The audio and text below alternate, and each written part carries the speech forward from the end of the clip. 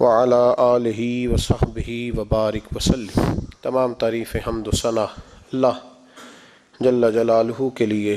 زامباد درود و سلام نبی رحمت سید عالم صلی اللہ علیہ وسلم کی ذات والا صفات کے لیے حمد و صلات کے بعد سورہ آل عمران کی آیت نمبر 185۔ رب کریم نے فرمایا وَمَا الْحَيَاةُ الدُّنْيَا إِلَّا مَتَاعُ الْغُرُورِ، فرمایا یہ جو دنیا کی زندگی ہے یہ ساری دھوکہ ہے، نہیں ہے دنیا کی زندگی مگر ایک دھوکہ۔ دنیا بنانے والا خود فرما رہا ہے، بنانے والا کہہ رہا ہے دھوکہ ہے۔ دنیا کو اللہ تعالیٰ نے عمل کی جگہ بنایا ہے، دار الاسباب بنایا ہے، نیکی کرنے بھیجا ہے، حقوق العباد ادا کرنے ہمیں بھیجا ہے، یہاں بیٹھ کر اپنی جنت کی تیاری کرنے کے لیے بھیجا ہے، دوزخ کی آگ کو ٹھنڈا کرنے کے لیے بھیجا ہے۔ یہ جو مزاج امت مسلمہ نے اپنایا ہے کہ دنیا جمع کرنا، دولت اکٹھی کرنا، اپنی زندگی کی دوڑ پیسوں سے شروع کرنا اور پیسوں پہ ختم کرنا، اس کو پسند نہیں کیا نہ اللہ نے نہ اللہ کے رسول صلی اللہ علیہ وسلم۔ رزق حلال کمانے کو عبادت کہا، لیکن مقصود رزق حلال نہیں، مقصود اللہ کی ذات ہے، مقصود اللہ کے رسول صلی اللہ علیہ وسلم کی ذات ہے۔ ہمارے ہاں بڑی ترتیب کے ساتھ یہ چیز نسل در نسل منتقل ہو رہی ہے کہ پیسہ کیسے جمع کرنا ہے۔ بچہ بڑا سیٹ ہے جی، کس طرح سیٹ ہے؟ کہتے ہیں ڈھیر سارے پیسے کماتا ہے، امپورٹ ایکسپورٹ کا بزنس ہے، مال بیچتا بھی ہے، منگاتا بھی ہے، بڑا سیٹ ہے۔ تو بچے سے پوچھا بیٹے تیرا کیا حال ہے، تو سیٹ ہے؟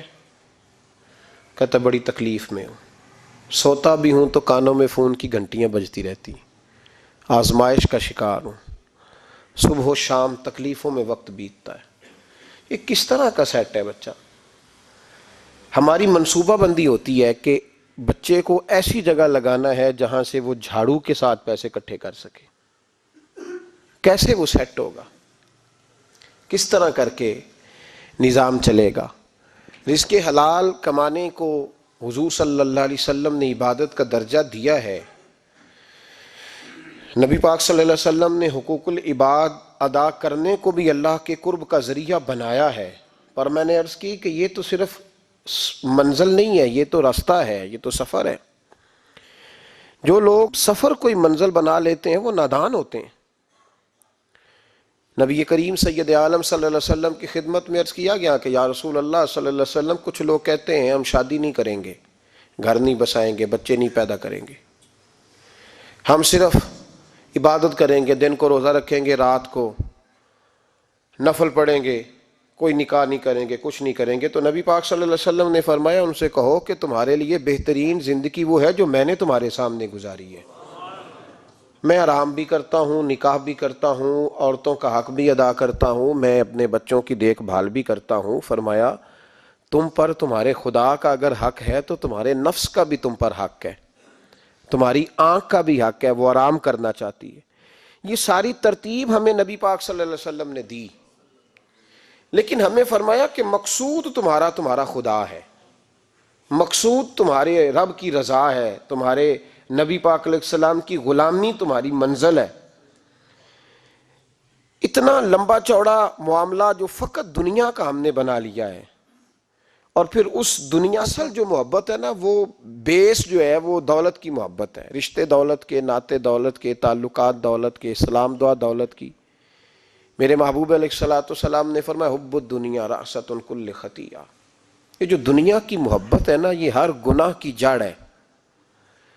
جب انسان دنیا کی دولت سے پیار کرنے لگ جاتا ہے پھر وہ قتل بھی کرتا ہے، پھر وہ ظلم بھی کرتا ہے، پھر وہ زیادتی بھی کرتا ہے، پھر وہ حرام بھی کھاتا ہے، پھر وہ یتیم کو بھی لوٹتا ہے، پھر بیوہ کا مال کھانا بھی اسے پریشان نہیں کرتا، پھر کروڑوں روپیہ ہضم کر لیتا ہے، لکڑ پتھر ہر چیز اس کو ہضم ہونے لگتی ہے۔ اصل بات یہ ہے کہ اسے محبت دنیا کی دولت سے ہو گئی ہے۔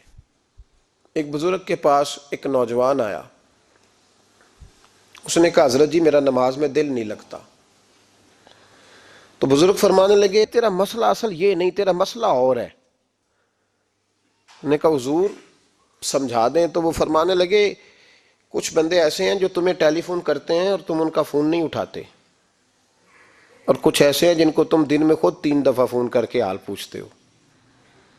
حضور کیا مطلب؟ فرمانے لگے جس سے پیار نہیں نا، اس سے اظہار بیزاری ہے تو اس کا فون بجتا رہے تو کہتے ہیں میں تھا نہیں، میں موجود نہیں تھا، فون چارجنگ پہ تھا، گھر چھوڑ گیا تھا، بہانہ ہے.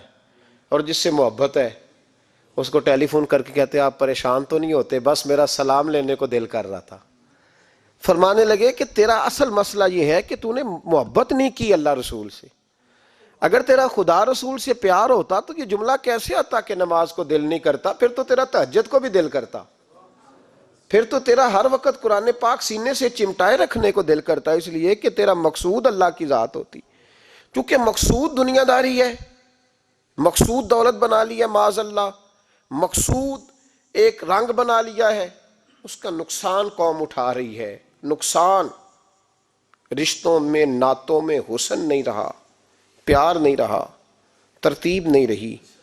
ایک ناروے سے دوست نے فون کیا، مجھے کہنے لگے آپ بڑی تقریریں کرتے ہیں، کوئی ہمارے حق میں بھی کر دو. تو میں نے کہا کہ آپ کو کیا ہے؟ کہنے لگے آپ پردیسیوں کی مجبوریاں نہیں سمجھتے. میں نے کہا کیا ہوا؟ کہنے لگے حضرت جی شکوہ ہے کہ ہمارے اپنے ہمیں جب بھی فون کرتے ہیں وہ یہ نہیں پوچھتے کہ شام کا کھانا کھایا ہے کہ نہیں کھایا. وہ کہتے ہیں وہ شادی آ گئی ہے تو جلدی کرو، پیسے بھیج دو، فٹافٹ کرو. کہتے ہیں کبھی کسی نے ہم سے ہمارا حال ہی نہیں پوچھا، کبھی کسی نے یہ غور ہی نہیں کیا کہ وہ پردیس میں گیا ہے اور انشاءاللہ پردیسی کوئی بھی نہ تھی وے ککھ جنا تو پارے تاڑی مار اڑانا باہو اسی آپ پہ ہی اڈن ہارے. تو تیار بیٹھے ہیں، حال ہی کوئی نہیں پردیس میں. یہاں حال یہ ہے کہ جو فون کرتا ہے، ایک بزرگ کہنے لگے کہ 22-23 سال دیے ہیں پردیس کو تو اپنی ہی بیوی کو فون کیا ہے کہ اب نہیں ہوتا، گھٹنوں میں درد رہتا ہے، کمر کمزور ہو گئی ہے، اب میرا دل کرتا ہے گھر آؤں اور میں اپنے گھر میں بیٹھ کے بچوں کے بیچ بیٹھ کے روٹی کھاؤں. اعصاب کمزور ہو گئے ہیں، دل کی دھڑکن تیز رہتی، پتہ نہیں کب وقت آ جائے. تو کہتے ہیں میری بیوی جسے میرے دکھ سکھ کا ساتھی ہونا چاہیے، وہ کہتی ہے چلیں 3-4 سال اور لگا لیں پھر آ جانا. وہ بھائی کیا اس شخص کے ساتھ کیا تعلق ہے؟ اس کا بھائی اسے فون کرتا ہے تو کہتا ہے میں پیسے دے دوں گا، جب آؤ نا تو ایک موبائل ضرور لے آنا. اس کو لوگ فون کرتے ہیں، رابطہ کرتے ہیں کہ جناب وہ ایک چھوٹی سی چیز، وہ میں پیسے دے دوں گا. تو پیسے دینے ہیں تو یہاں سے کون سی چیز نہیں ملتی؟ صرف فرمائشیں، لوگوں کے ساتھ تعلق صرف جیب کا، رشتہ صرف جو ہے وہ تعلق صرف اس چیز کا کہ وہ آدمی ایک ATM مشین ہے تو فٹافٹ کارڈ ڈالو تاکہ آپ کے حصے کے پیسے نکل آئیں. یہ مزاج اس نے نقصان کیا ہے، دراڑیں پڑ گئی ہیں، حالات بگڑ گئے ہیں. میرے نبی کریم سید عالم صلی اللہ تعالی علیہ وسلم نے رشتوں کو جو وقار دیا، تو امام غزالی رحمۃ اللہ تعالی علیہ نے لکھا ہے مکاشفۃ القلوب میں، فرماتے ہیں کچھ لوگ قیامت کے قریب آئیں گے جن کے نبی پاک صلی اللہ علیہ وسلم نے نشاندہی کی ہے، ان کے پاس کوئی شخص نہ بیٹھے ورنہ اس کا دل کالا ہو جائے گا. کہ حضور وہ کون سے؟ تو فرمانے لگے نبی پاک نے کچھ لوگ بتائے ہیں، ان کے پاس نہیں بیٹھنا. کون سے؟ مصطفیٰ کریم نے فرمایا یحبون الدنیا وینسون الآخرہ، جو دنیا کو سے پیار کرنے لگیں اور آخرت کو بھول جائیں. امام صاحب فرماتے ہیں ان سے دور رہنا، دل کالا ہو جائے گا. یحبون المال وینسون الحساب، وہ جو نبی پاک نے فرمایا نا کچھ لوگ آئیں گے جو مال سے تو پیار کریں گے پر اس کے حساب کو بھول جائیں گے، ان سے بچنا. فرمایا یحبون القصور وینسون المقبرہ، جو مکانوں سے تو پیار کریں گے پر اپنی قبروں کو بھول جائیں گے. اور فرمایا ان لوگوں سے بھی بچ کے رہنا، ان سے بھی پرہیز کرنا کہ جو لوگ یحبون الخلق وینسون الخالق، جو لوگ مخلوق سے تو پیار کریں گے، بندوں سے بڑا پیار کریں گے لیکن اپنے رب کو بھول جائیں گے، ان لوگوں سے بھی بچیں. ایسے لوگوں سے نبی پاک صلی اللہ علیہ وسلم نے نشاندہی کی، ان سے بچیں. تعلقات میں خلوص ہوتا ہے، جب کوئی آپ کی غربت سے پیار کرتا ہے تو وہ آپ کا اصل دوست ہوتا ہے. جب وہ آپ کی تنہائیوں سے آزمائشوں سے پیار کرتا ہے تو اس کا آپ کے ساتھ رشتہ خالص ہوتا ہے۔ جو آدمی دولت کو دیکھ کر پیار کرے اور دولت کو دیکھ کر آپ کے ساتھ وابستگی کا اظہار کرے تو اس شخص کا پیار سیدھا سیدھا میرے رسول پاک سید عالم صلی اللہ علیہ وسلم نے ہمیں استغنا کا حکم دیا ہے، بے نیازی کا۔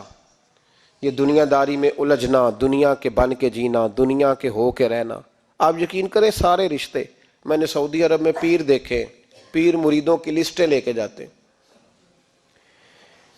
ان کو ٹیلی فون ہوتا ہے تمہارے پیر صاحب آ گئے ہیں، تم بھی پہنچ جاؤ، ٹھنڈی بوتلیں لے آنا آتی دفعہ، وہاں وزن اٹھایا نہیں جاتا واپسی پہ۔ ہمارے کئی سنگی ناراض ہو گئے، حضرت آپ آتے ہیں تو آپ بتاتے نہیں، تو میں کہتا ہوں یہاں بھی یہی کام کرنا ہے، ہم تو اپنے گناہوں کی معافی لینے آئے، تو ہم جس کام آئے ہمیں کرنے دو، کیوں الجھاتے ہو؟ وہاں جا کے بھی جہاں خالصتاً انسان کا رجوع اللہ کا وقت ہے، وہاں بھی وہی حالات پیدا ہو گئے، ہر طرف دنیا داری۔ اور یہ پیروں کی بات کرتا ہوں تو آپ بڑے مسکراتے ہیں، میں نے بڑے بڑے مفت خورے دیکھے ہیں، بڑے بڑے، اور یہ ہر طبقے میں ہوتے ہیں، ہر طبقے میں۔ ایک صاحب مجھے ایئرپورٹ پہ ملے، کہنے لگے جی کتنے دن رہا ہوں، ماشاءاللہ ایک دن بھی روٹی جیب سے نہیں کھائی۔ میں نے کہا بڑے کامیاب ہو کے آ رہے ہیں آپ، یہ تو بات باعث فخر ہے، جا کے کسی اخبار میں فوٹو چھپاؤ۔ کہنے لگے جی بڑے دوست، بڑے سنگی، بڑے کوئی ادھر سے کوئی چیز لے کے آ رہا ہے ادھر سے، تو میں نے کہا یہ کوئی فخر والی بات ہے، کوئی بتانے والی بات ہے؟ تلہ کی بڑا ہے جی بھائی، مفت خوری کا مزاج، اور توجہ رکھنا کہ اب اس سے مجھے کیا مل سکتا ہے، اور اگر کوئی نہیں لے کے آیا واپس گیا تو شکوہ کرنا، دیکھو چل کے آ گیا، اس کو خبر ہی نہیں کہ جاتے دفعہ چلو بندہ 6 بوتلیں لے جائے، کیا فرق پڑتا ہے؟ یہ کمزور ذہن ہے، یہ دنیا داری ہے، یہ نفس پرستی ہے، یہ پیسے کی غلامی ہے۔ میرے نبی پاک صلی اللہ علیہ وسلم نے فرمایا جو رب کے بندے ہوں گے ان کے قیامت کے دن چہرے چمک رہے ہوں گے۔ تو یا رسول اللہ صلی اللہ علیہ وسلم اس کے علاوہ بھی کچھ بندے ہیں؟ فرمایا لعن عبد الدنیا وعبد الدرہم، فرمایا کچھ دنیا کے بندے ہیں، کچھ درہم کے بندے ہیں، ترجمہ یوں کر لو کچھ ڈالروں کے بندے ہیں۔ یہ حدیث مشکات میں موجود ہے، ڈالر کے، ریال کے، لاکھ کے، کروڑ کے بندے۔ حضور وہ کون ہے؟ فرمایا لعن عبد الدنیا وعبد الدرہم، جو دنیا کا اور دولت کا بندہ بنے وہ لعنتی ہے، ملعون ہے۔ یہ خدا کا بندہ رہا ہی نہیں، یہ پیسوں کا بندہ بن گیا ہے، دولت کا بندہ بن گیا ہے، اس کا معیار بدل گیا ہے۔ حضرت سالم بن عبداللہ بن عمر، حضرت عمر فاروق کے پوتے تھے، کعبے کا طواف کر رہے تھے، طواف مکمل ہوا، 8واں استلام کر کے مقام ابراہیم کے پاس نماز پڑھنے لگے تو خلیفہ وقت کا آ گیا، گورنر۔ السلام علیکم کے بعد اس نے فوراً بات چھیڑی، کہنے لگا حضور کوئی حکم ہو تو بتائیے گا۔ تو آپ کہنے لگے تو بڑا ہی بیوقوف ہے یار، تجھے کس نے گورنر بنایا؟ بڑا تو بیوقوف ہے، تجھے تو سلیقہ ہی نہیں بات کرنے کا۔ حضور کیا ہوا؟ فرمانے لگے خدا کے گھر میں آ کے اور کعبے کے سامنے کھڑے ہو کے میں بندوں سے سوال کروں، یہاں آ کے بھی بندوں سے مانگوں، تو بڑا ہی بیوقوف ہے۔ سامنے اس کا گھر ہے، سامنے اس کا گھر ہے بیت اللہ اور حجر اسود اور مقام ابراہیم اور مقام ملتزم، اور یہاں بھی میں بندوں سے مانگوں؟ کہتا ہے مجھے بھی کبھی کسی نے ڈانٹا نہیں تھا، میرے بھی پیروں تک پسینہ نکل گیا، تو میں مسجد الحرام سے باہر نکل کے، یوں سمجھ لیں کہ جب لوگ باب عبدالعزیز سے یا باب فہد سے باہر آ جاتے ہیں، کہتے ہیں باہر نکل کے نا میں کھڑا ہو گیا، میں نے کہا چلو فارغ ہو کے آتے ہیں تو بات کرتا ہوں۔ حضرت فارغ ہو کے آئے تو میں نے کہا حضور اب تو بیت اللہ سامنے نہیں، اب بھی کوئی سوال کرے؟ تو فرمانے لگے اچھا ضروری ہے؟ کہا حضور ضروری ہے۔ تو فرمانے لگے چل پہلے بتا تجھ سے دین مانگوں کہ دنیا مانگوں، بول۔ تو کہنے لگا حضور میرے پاس تو دنیا ہی ہے، دین تو آپ کے پاس ہے۔ جب یہ جواب دیا تو حضرت سالم چلنے لگے، اور چلتے چلتے فرمانے لگے جا اپنا کام کر، دنیا تو میں نے اس سے کبھی نہیں مانگی جس نے دنیا بنائی ہے، میں نے اس سے نہیں کبھی مانگی، تو تو کیا حیثیت رکھتا ہے؟ میں نے تو اس سے بھی جب بھی مانگا ہے یا اس کا قرب مانگا ہے یا اس کے رسول کی غلامی مانگی ہے، تو اس سے نہیں مانگتا جس نے بنائی ہے، تو کیا دے سکتا ہے؟ تیری کیا حیثیت ہے؟ تو بھائی ان لوگوں نے قریب پھٹکنے نہیں دیا، ان کے قریب یہ چیز آئی نہیں، بے نیاز لوگ تھے، توجہ ہی نہیں تھی۔ حضرت محبوب سبحانی غوث اعظم شیخ عبد القادر جیلانی رضی اللہ تعالیٰ عنہ، آپ ایک کاروبار بھی کرتے تھے، تو آپ کا کچھ مال آ رہا تھا جہاز کے ذریعے، ایک بندے نے خبر دی کان میں حضور جہاز ڈوب گیا، فرمانے لگے الحمدللہ، الحمدللہ۔ ڈوب گیا جناب، یہاں جہاز ڈوب جائے تو بندہ بھی ڈوب جاتا ہے۔ کہتے ہیں صاحب انتقال کر گئے، 10 لاکھ کا نقصان ہو گیا تھا، مال ڈوب گیا پورا جہاز ہی۔ فرمایا الحمدللہ، اور تم نے جلدی کی خبر دینے میں سبق پڑھا رہا تھا، کیوں مجھے دخل اندازی دی تم نے میرے کام میں، کیوں دخل اندازی کی؟ سب الحمدللہ۔ تھوڑی دیر کے بعد اس نے پھر کان میں کہا حضور وہ غلط خبر تھی، جہاز بچ گیا۔ فرمانے لگے الحمدللہ۔ پھر شاگردوں سے کہنے لگے میرا چہرہ دیکھ رہے تھے پہلی خبر کے بعد بھی، اس خبر کے بعد بھی؟ کہا حضور دیکھ رہے تھے۔ فرمایا کوئی تبدیلی تو نہیں آئی؟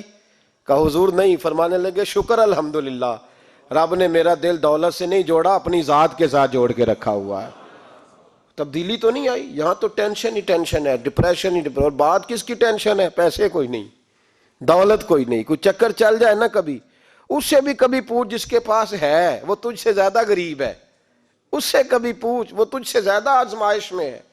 غریب شہر تو فاقوں سے مر گیا، لیکن امیر شہر نے ہیرے سے خودکشی کر لی، اس کو بھی تو پوچھ اس کا کیا حال ہے۔ دانش منداں دا کم نہیں، دل دنیا نہ لانا، اس ووٹی کئی خامد کیتے تے جو کیتا سو کھانا۔ یہ تو کام ہے اس کا، بڑے آئے بڑے چلے گئے، بڑے آئے بڑے نکل گئے، توجہ ہی نہیں، مزاج ہی نہیں۔ حضرت مولا علی شیر خدا، علی المرتضی، امام الاولیاء، صاحب صدق و صفا، داماد مصطفیٰ صلی اللہ علیہ وسلم، اسد اللہ، حضرت علی شیر خدا رضی اللہ تعالیٰ عنہ کوفے کے چوک میں کھڑے تھے تو کہہ رہے تھے یار میرے نا طامت پرانی ہو گئی ہے، یہ میں نے زرہ بیچنی ہے، کوئی بندہ مجھ سے خرید لو تاکہ میں نئی طامت لے لوں۔ تو ایک بندہ کان میں کہنے لگا حضور طامت کے پیسے بھی نہیں؟ فرمانے لگے پیسوں کو چھوڑ، علی کا سینہ دیکھ، اللہ نے ایمان کی دولت سے بھرا ہوا ہے۔ پیسے اہمیت نہیں رکھتے، ان کی وہ اہمیت نہیں جو دنیا نے بنا لی ہے۔ فرمایا ضرورت نہیں تھی، اب ذرا احساس ہوا ہے کہ زیادہ ہی پھٹ گیا ہے، پردہ نہیں صحیح طرح پورا کرتا، تو میں نے کہا چلو زرہ بیچ کے نیا لے لے۔ ضرورت نہیں، مزاج نہیں، طبیعت نہیں، انہوں نے ماحول نہیں بنایا۔ ہمارے تو حد ہو گئی، اتنا بری حالت ہے کہ ناقابل برداشت۔ حضرت عمر فاروق رضی اللہ تعالیٰ عنہ صحابہ نے مسجد نبوی میں بیٹھ کے میٹنگ کی۔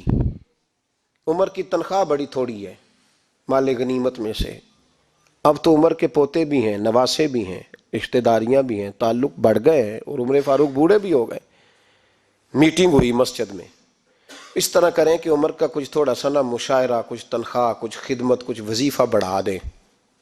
بات طے ہو گئی، جب مکمل ہو گئی تو کہنے لگے یہ بتاؤ شیر سے بات کس نے کرنی ہے؟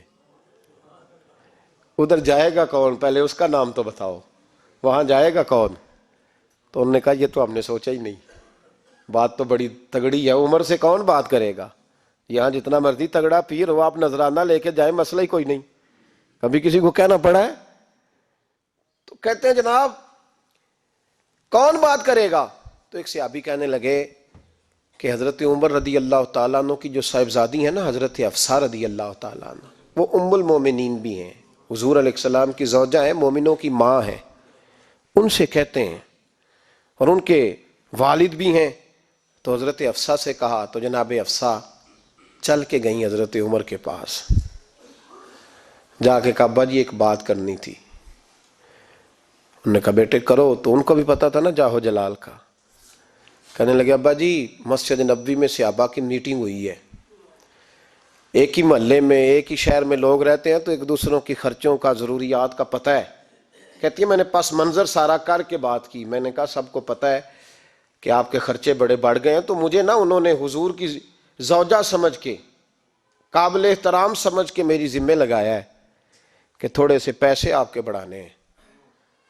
تو حضرت عمر فاروق رضی اللہ تعالیٰ عنہ کی صاحبزادی کہتے ہیں عمر کو اتنا جلال آیا کہ اٹھ کے کھڑے ہو گئے، کہنے لگے حفصہ ان لوگوں کے نام بتا، میں انہیں دروں سے ماروں گا، اور اس طرح ماروں گا کہ ان کی کمر پہ نشان پڑے، ان کی کمروں پہ نشان پڑے، اس انداز میں درے ماروں گا کہ مجھے زخم نظر آئے۔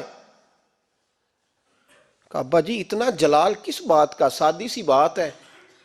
تو سیدنا عمر فاروق رو پڑے، کہنے لگے سادی سی بات ہے، میرے لیے مسجد نبوی میں بیٹھ کے میٹنگ ہوتی رہی کہ عمر کو دولت دینی ہے، لوگوں نے یہ مجھے سمجھ لیا ہے، مسجد نبوی میں بیٹھ کر میرے لیے یہ میٹنگ ہوتی رہی کہ عمر کو پیسے دینے ہیں، اس کو دولت کے ساتھ ہم نے نواز رہے. مسجد نبی میں میرے لیے کس کو یہ جرت ہوئی؟ فرمائے حفصہ کاش کہ تو میرے پاس پیغام لے کے نہ آتی، کوئی اور آتا اور پھر میں اسے دروں سے مارتا. حضرت حفصہ کہتی ہے میں خاموش ہوئی تو میری طرف دیکھ کے فرمانے لگے بتا نا تو نبی پاک کے گھر میں رہتی تھی، میرے مصطفیٰ کا طریقہ کیا تھا، کرنا بات اس طریقے پہ میرے ساتھ گفتگو کر. تو حضرت حفصہ کہتی میں رو پڑی. میں نے کہا ابا جی غلطی ہو گئی، آئندہ نہیں کروں گی.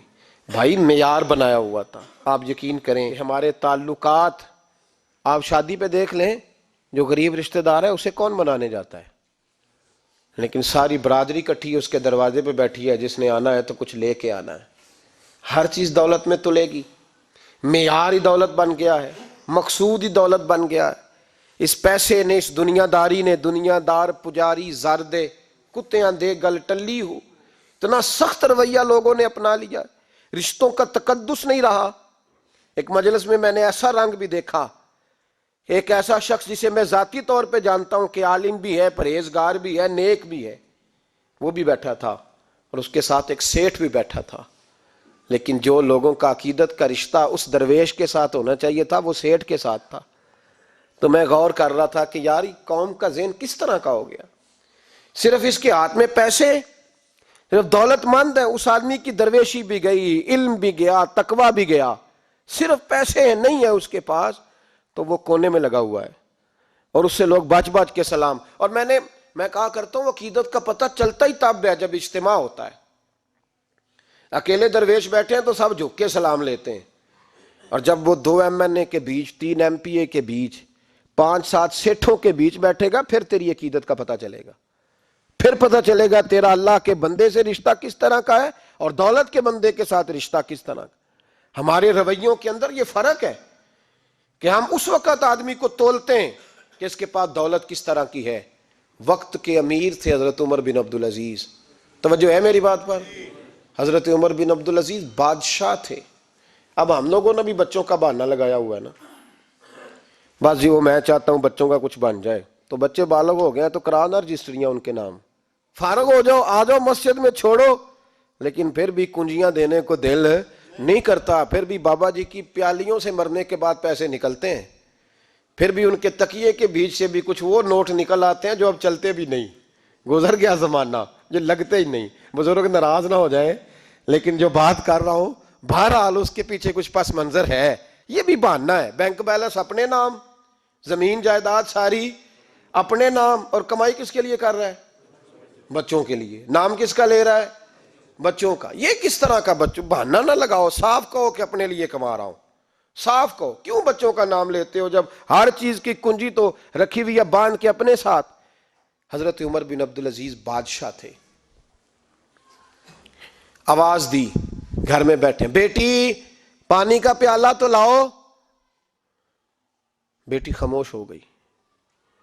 ساتھ والا کمرہ بیٹی کا. پھر آواز دی، بیٹے سن رہی ہو؟ کہ ابا جی سن رہی ہوں. پانی کا پیالہ دینا.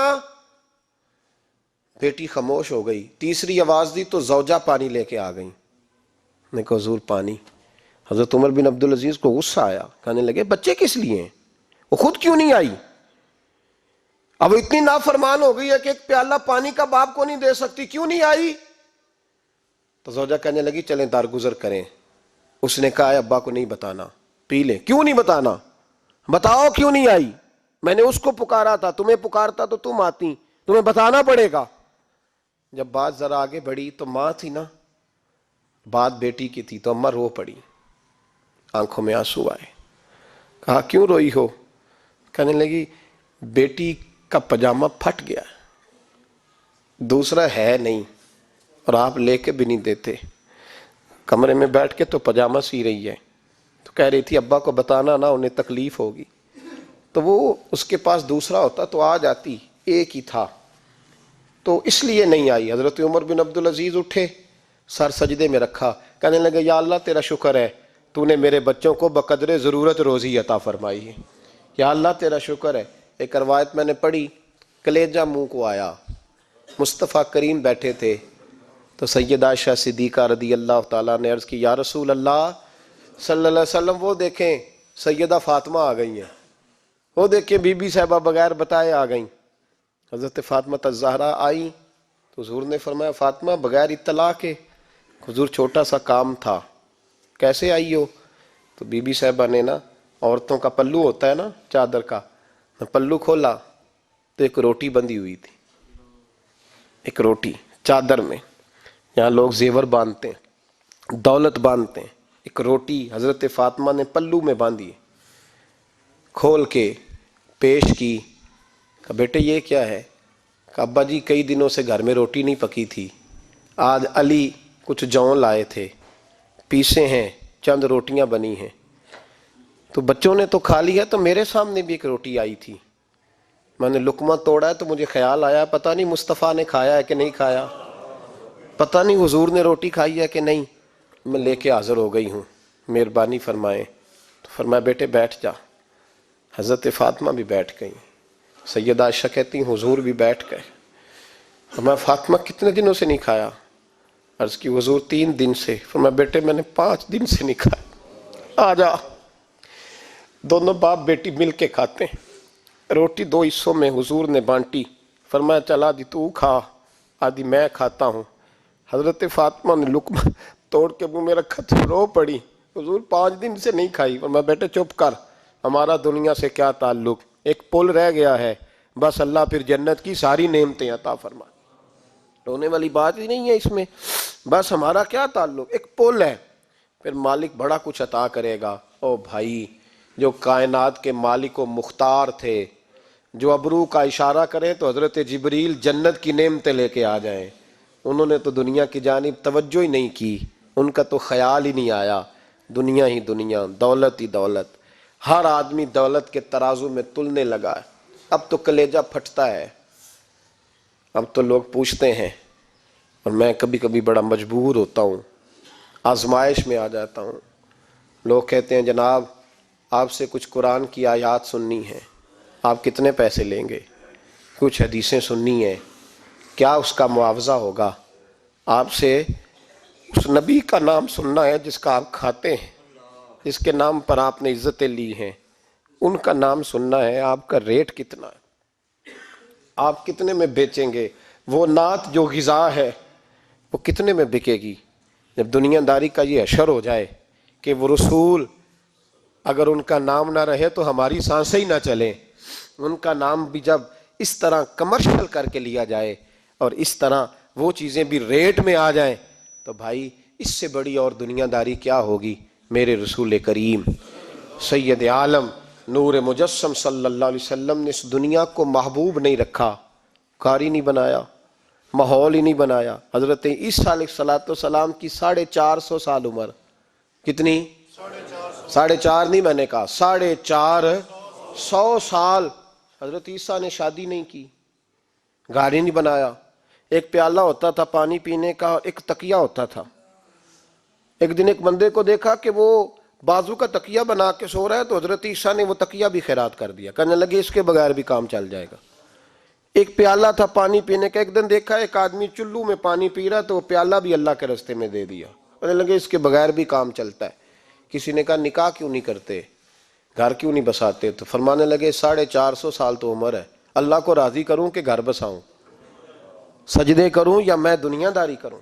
بھائی اسلام نے آپ کے لیے سہولت کر دی، میرے لیے آسانی کر دی کہ تیرا بچے پالنا بھی عبادت ہے، تیرا گھر بار چلانا بھی دینداری ہے، لیکن مقصود نہ اس کو بنا، اس کو مقصود نہ بنا، دنیا داری میں اتنا الجھ نہ، بقدر ضرورت لے، اس طرح کا رویہ اختیار نہ کر. اور ایسا ہو سکتا ہے ابھی چند سال ہوئے مولانا عبدالستار خان نیازی علیہ رحمہ نے پردہ کیا، وفاقی وزیر رہا وہ شخص، زمانہ بتایا، پاکستان کی میلی سیاست کے اندر رہ کے وقت گزارا، لیکن جب ان کا جنازہ اٹھا تو ان کے اکاؤنٹ میں اتنے پیسے نہیں تھے کہ کفن کا کپڑا بھی خریدا جا سکے، کفن کے کپڑے کا بھی پیسہ نہیں تھا. او بھائی یہ لوگ ہیں یار، وفاقی درجے کا شخص ہو کے گزرے اور وزارتیں اس کے آگے پیچھے بھاگیں، اور ہر الیکشن میں وہ بندہ ایم این اے کی سیٹ جیت جائے، اور پھر رخصتی کا وقت آئے تو اس کا حال یہ ہو کہ کوئی شخص کہے کہ چلو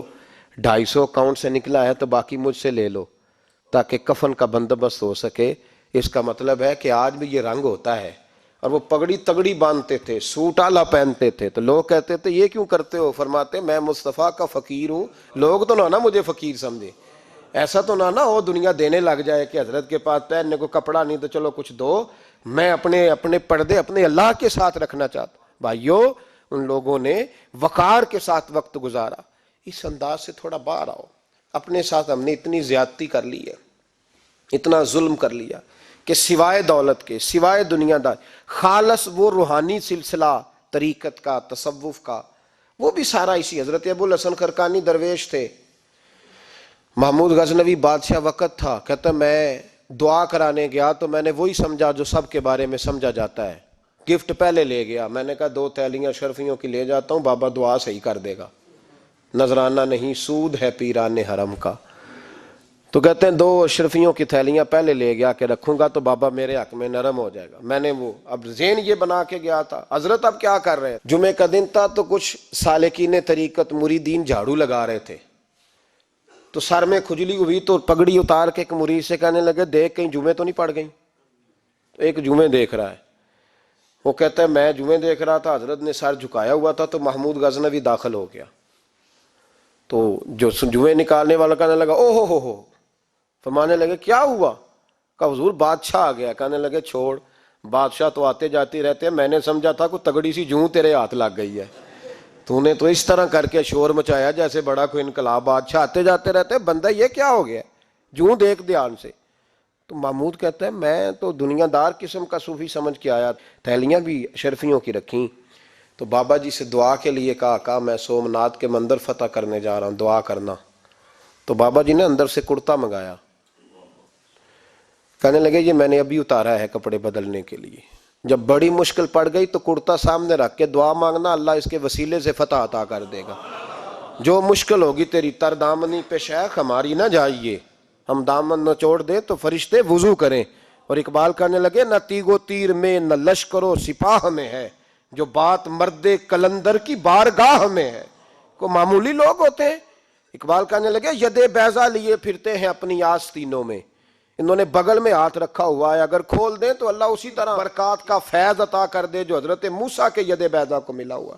کو معمولی لوگ ہوتے ہیں. غبار آلود سمجھ کر حکارت سے نہ دیکھ ان کو, انہی کی ٹھوکروں سے سلطنت بنتی اور بگڑتی ہے. یہ تگڑے لوگ وہ علیحدہ بات ہے کہ جڑے محرم راز حقیقت دے وہ راز حقیقت کھول دے نہیں.